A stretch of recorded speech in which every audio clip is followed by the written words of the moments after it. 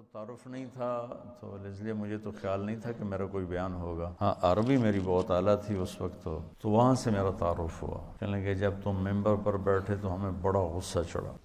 تو میں سب سے پہلے 1982 میں گیا تھا انگلستان. اس وقت میری ابھی شادی بھی نہیں ہوئی اور ایسی مشورے میں بیٹھے تھے میں رائیونڈ میں ہوتا تھا. تو انگلینڈ کی جماعت بننے لگی چلی. تو وہ جس کا ایک لمبا سفر ہو چکا ہو اور شادی شدہ ہو، یہ 2 شرطیں لازمی ہیں چھوٹے سفر جانے کے لیے.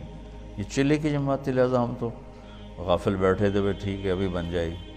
میرے ساتھ بیٹھے تھے عبدالحلیم صاحب رحمۃ اللہ علیہ، ملتان کے بڑے اکابر تبلیغ میں تھے، ساری زندگی تبلیغ میں لگا. تو وہ مجھے مذاقاً کہنے لگے تیرا نام لے دوں؟ تو میں نے بھی ہنستے ہنستے کہہ دیا لے دو لے دیں، کیونکہ ان کو بھی پتہ تھا کہ طے نہیں ہوگا، مجھے بھی پتا کہ طے نہیں ہوگا. تو ہم دونوں نے اس کو مذاق بنا لیا. تیرا نام لوں؟ میں کہا لے دو. تو جب وہ 3-4 نام طے ہو گئے تو انہوں نے کہا جی طارق جمیل بھی چلا جائے. تو عبداللہ صاحب نے فرمایا ہاں یہ بھی چلا جائے. تو وہ میں بھی ایسے ہو گیا اور وہ سارے ایسے ہو گئے. تو مولانا ظاہر شاہ صاحب رحمۃ اللہ علیہ فرمانے لگے اس کا تو کوئی سفر نہیں ہوا. کہنے لگے کوئی بات نہیں، خدا بخش ساتھ ہے سنبھال لے گا. بھائی خدا بخش صاحب امیر، اس کی شادی بھی نہیں ہوئی. کہا کوئی نہیں، خدا بخش اس کے ساتھ ہے، اس کو سنبھال لے گا. میں ہکا بکا حیران، میں یہ کیا ہو گیا؟ مجھے تو خواب و خیال بھی نہیں تھا کہ ایسے ہو جائے گا. تو سارے مشورے والے بھی حیران ہو گئے. اللہ نے میرا نصیب لکھا ہوا تھا. یہ میرا بیرون ملک کا پہلا سفر انڈیا تھا مارچ میں، اور یہ دسمبر میں تھا. باہر بیٹھے تو عبدالحلیم صاحب فرمانے لگے جلدی جا، پاسپورٹ بھی لے کے پیسے بھی لے کے. تو اس وقت خیبر میل آنے والی وہ سامنے نظر آتی تھی، کوئی آبادی نہیں، کوئی گھر نہیں.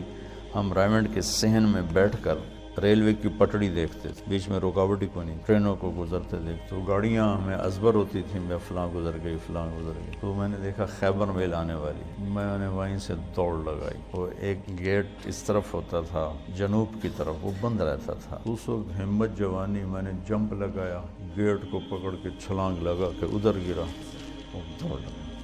ادھر میں نے دوڑ لگائی، ادھر خیبر میل آنا شروع ہو. میں کہ مارا گیا، نہیں پکڑ سکتا. خیر بھاگتے بھاگتے بھاگتے خیبر میل حرکت میں آ گئی اور میں نے آخری ڈبے کا جا کے ڈنڈا پکڑا، میں اس پہ سوار ہو گیا. خرچہ پتہ کتنا تھا اس وقت؟ 10,000 انگلینڈ کا جانے کا، 8,000 کا ٹکٹ تھا اور 2,000 اوپر خرچہ ہونا. 4 روپے کا ڈالر تھا، 19 روپے کا پاؤنڈ تھا. تو میں گھر گیا، پاسپورٹ لیا، پیسے لیے. شام کو کسی گاڑی سے پھر رات ٹھہرنا پڑا، چونکہ خیبر میل شام کو پہنچتی ہوں. اگلے دن صبح میں وہاں پہنچ گیا. پہلا سفر ہمارا 1982 میں کراچی سے ہماری پرواز تھی PIA، پہلے دبئی، پھر استنبول اور پھر لنڈن. یہ ہمارا 1982 کا پہلا سفر تھا. مجھے جانتے بھی کوئی نہیں تھا، جوڑ تھا. قاضی صاحب رحمۃ اللہ علیہ، خدا بخش صاحب رحمۃ اللہ علیہ، بھائی فاروق تھے رحمۃ اللہ علیہ آٹے والے، ڈاکٹر امجد صاحب تھے.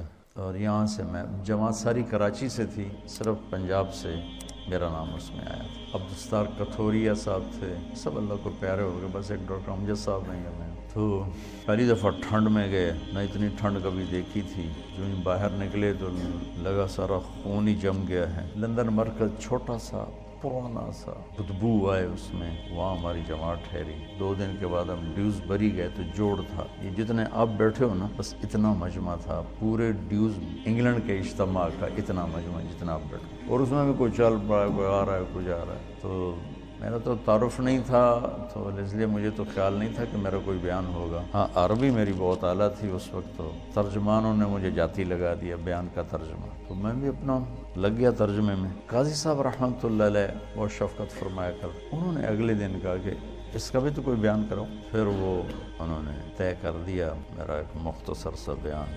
غالباً مغرب کے بعد تھا، مغرب سے عشاء تھوڑا سا ٹائم ہوتا ہے. تو وہاں سے میرا تعارف ہوا. تو بعد میں ساتھی ملے، کہنے لگے جب تم ممبر پر بیٹھے تو ہمیں بڑا غصہ چڑھا کہ یہ کیا چوچے سے کو بٹھا دیا ہے. میں بہت کمزور، میرا اس وقت 53 کلو وزن تھا. تو اتنا چوڑا ممبر ہے ڈیوزبری، مطلب اتنا بڑا. وہاں بیٹھنے کے لیے اس کے حساب سے کوئی آدمی، مولوی شاہد جیسا آدمی چاہیے بھائی. نظر بھی تو ہے. انہوں نے بیان سنا تو سارے ہی وہ ایک دم وہاں تو کھپ ڈل گئی، نعرے لگنے لگے. اترا تو انہوں نے بنگالی چمٹ گئے مجھ سے. تو ہم نے وہاں 40 دن گزارے. اس وقت کچھ اور نیا نیا پڑھا ہوا تھا. میرا ہر بیان دوسرے سے مختلف ہوتا تھا، ہر بیان ایک دوسرے سے نہیں ملتا تھا. علمی ذوق تھا، دعوتی مزاج غالب نہیں تھا، علمی مزاج غالب تھا. تو میں نے کوئی 80 بیان کیے، سب ایک مختلف وہ ایک دوسرے سے نہیں ملتا تھا. اتنا مجھے یاد ہے، کیا کیے وہ یاد نہیں. وہ میرا بہت بڑا تعارف ہو گیا وہاں. 1982 سے اب یہ کیا ہے 2017 ہے، مسلسل میرا جانا ہو رہا ہے. اللہ لے جاتا ہے اپنے فضل و کرم سے. گلاسگو میں پہلا بیان تھا میرا 1982 میں. 50 آدمی ٹوٹل بیٹھے تھے، ٹوٹل 50 آدمی. اور میں نے بیان کتنا کیا؟ 3 گھنٹے. 3 گھنٹے بیان کیا، 50 آدمی. ابھی گلاسگو میں گیا ہوں تو ان کی جامع مسجد میں کوئی 7-8 ہزار کی گنجائش ہے. بیسمنٹ، ہال، پھر اوپر گیلری، پھر دائیں بائیں کمرے. تو کسی جگہ کھڑے ہونے کی جگہ نہیں تھی، کسی ایسے بھرے ہوئے. اوپر عورتیں بھری ہوئی، مرد، اور سب تمہاری طرح نوجوان، سب نوجوان. لندن مرکز میں بیان ہوا تو بہت بڑا مجمع کھڑے ہو کے سن رہا تھا، بیٹھنے کی جگہ کوئی. بلیک برن مرکز میں بیان ہوا، بہت بڑا مجمع کھڑے ہو کے سن رہا تھا. اور بلیک برن میں میں نے کوئی 2.5 گھنٹے بیان کیا، کھڑے رہے لوگ، ایک بھی نہیں بیٹھا، سب کھڑے. وہاں گلاسگو میں بھی ایسے ہی دیکھا کہ جن کو نیچے بیسمنٹ میں جگہ مل رہی وہ نیچے نہیں جائے، وہ دروازے میں کھڑے ہو کے بس دیکھنا چاہتے ہیں، دیکھ کے سننا چاہتے ہیں. تو تبلیغ کے کام کے اثرات کس طرح معاشرے پر پڑے یہ آپ یہاں بیٹھ کے نہیں سمجھ سکتے. تو تھوڑا تھوڑا آپ کا مطالعہ ہے اور شیطان آپ کو صاحب رائے بنا دیتا ہے، اور پھر آپ خود اپنی رائے قائم کرنا شروع کر دیتے ہیں. اس سے آپ مار کھا جاتے ہیں اور گھاٹے کے سودے کر بیٹھتے ہیں. اللہ نے میری حفاظت فرمائی. میں نے اپنے فیصلے خود کبھی نہیں کیے تھے، حالانکہ جتنا میں پڑھتا تھا نا تم اس کا 100واں بھی نہیں پڑھ سکتے اس وقت کی بات. اب تو مجھے مدت ہوئی ہے یار کو مہما کیے. ماں ہر چہ خواندائیں فراموش کردائیں، بھول بھلائیاں ہوئی. لیکن میں 1 منٹ میرا خالی نہیں ہوتا تھا. کھانا، سونا، نماز، وضو، یہ 3-4 کام ایسے ہیں جس میں اور کوئی کام ہو نہیں سکتا. اس کے علاوہ میرا 1 منٹ بھی کتاب سے خالی نہیں ہوتا تھا. 1 منٹ اس طرح پڑھا. لیکن تمہاری طرح مجتہد نہیں بنا میں. جو مجھے کہہ دیا میرے استادوں نے میں نے سر جھکا تو ٹھیک. اور آج تک میرا یہی حال ہے. ٹھیک جو آپ فرمائیں ٹھیک.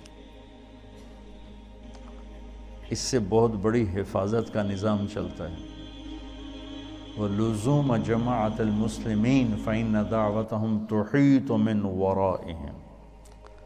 3 لا يغل عليه قلب المؤمن: إخلاص العمل لله، والمناصحة لولاة الأمور، ولزوم جماعة المسلمين فإن دعوتهم تحيط من ورائهم. اجتماعی نظام کے ساتھ کٹھے چلنے سے ان کی دعائیں تمہیں اپنے گھیرے میں لے لیتی ہیں اور تم غلط فیصلوں سے بچ جاتے ہو، غلط چلنے سے بچ جاتے ہو.